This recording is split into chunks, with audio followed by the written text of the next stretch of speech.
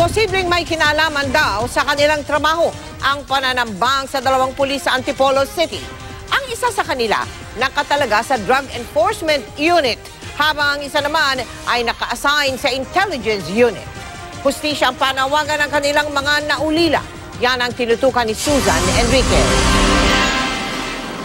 Sa bahagi ito ng highway sa Barangay Dalig, Antipolo City, tinambangan at napatay mag-aalas 9 ng gabi ang dalawang pulis mula sa Rizal.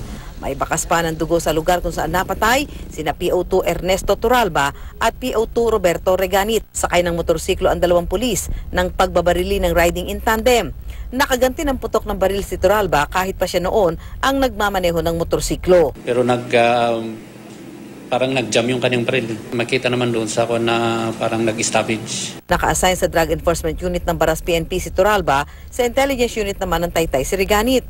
Kaya tinitingnan ng mga investigador na posibleng may kinalaman sa trabaho ang krimen. Ang isang tinitingnan po natin dito is yung job-related po sa kanila dahil sila po ay mga operatives ng anti-illegal drugs. Ang asawa ni Turalba, labis ang paghihinagpis. Masyado raw kasi ang dedikasyon ng mister sa trabaho. Kaya kahit may peligro, hindi raw nagpapapigil. Nung araw po na kinabukasan, sinabi ko po sa kanya na wag na muna siyang umalis. Kasi dedicated po yun sa trabaho niya. Tsaka yung happy niya daw po tatawag.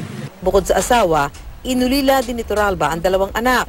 May panawagan kay PNP Chief Director General Ronald Bato de la Rosa ang may bahay ni Turalba. PNP Chief Bato, sana po kayo po mismo ang humawak o magpaimbestiga sa totoong nangyari sa asawa ko para mabigyan po siya ng hustisya.